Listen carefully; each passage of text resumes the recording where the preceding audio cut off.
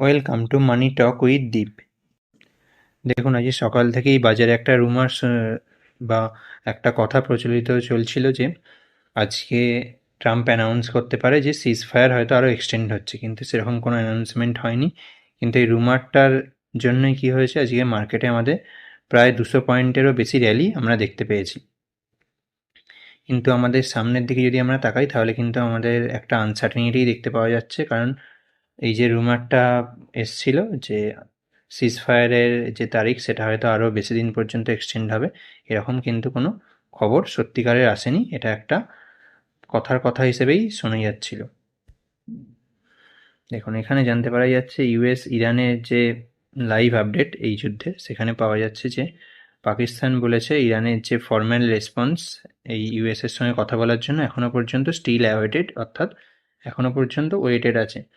Iran এখনও পর্যন্ত officially কিছু জানায়নি তারা ইউএসের সঙ্গে কথা বলতে ইচ্ছুক কিনা। এছাড়াও ট্রাম্প এটাও জানিয়ে দিয়েছে যে এখন তারা যুদ্ধে যাওয়ার জন্য এবং সিজ ফায়ার এন্ড করার জন্য প্রস্তুত আছে। এছাড়াও আরও একটা খবর পাওয়া যাচ্ছে যে ট্রাম্প আবার ইরানের ওপরে বোম ফেলার জন্য এবং সিজ ফায়ারের ডেডলাইন যে সামনে এসে গেছে সেটা জানানোর জন্য পুরো প্রস্তুত আছে। এবং এখানে দেখুন, নিউ ইয়র্ক টাইমসের একটা খবর বেরিয়েছে যে আনসার্টেনিটি, ইউএস ইরানের যে কথা বা পিস টক এইসব নিয়ে আনসার্টেনিটি এখন চরম সীমায় পৌঁছে গেছে। সিজ ফায়ার একদম সামনেই এন্ড হওয়ার তারিখ আছে, 22 তারিখ এন্ড হচ্ছে আমাদের ভারতীয় সময় অনুযায়ী, যেটা বৃহস্পতিবার ওই সকালের দিকে এন্ড হয়ে যাবে। বৃহস্পতিবার যদিও আমাদের এখানে 23 তারিখ ভারতের টাইম অনুযায়ী, কিন্তু আমেরিকান টাইম অনুযায়ী 22 তারিখের যে এন্ডটা সেটা আমাদের এখানে 23 তারিখ সকালবেলা, অর্থাৎ বৃহস্পতিবার সকালবেলা কিন্তু পিস বা এই যে পিস টকের কথা বলা লাস্ট টাইম এবং সিজ ফায়ারও এন্ড হয়ে যাবে।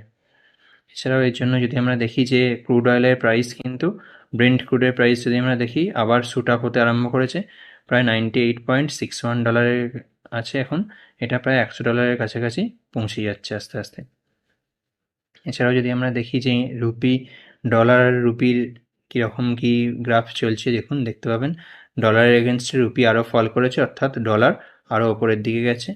রুপি দেখুন আবার 93.52 অর্থাৎ 94-এর দিকে আস্তে আস্তে এগোচ্ছে।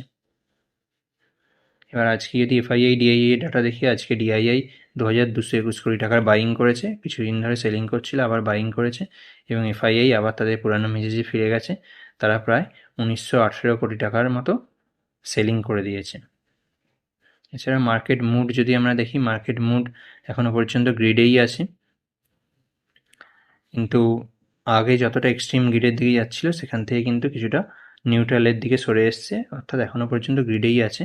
এবং মার্কেট কিন্তু আগামী দিনে একটা ভোলাটিলিটি আশা করা যাচ্ছে মার্কেটে। আপনারা কিন্তু এই বিষয়ে একটু সতর্ক থাকবেন। আশা করছি আজকের যা গুরুত্বপূর্ণ খবর আছে খুব শর্টে আপনাদের দিতে পেরেছি, এবং এরকম ভিডিও ভালো লাগলে ভিডিওটা লাইক করতে পারেন।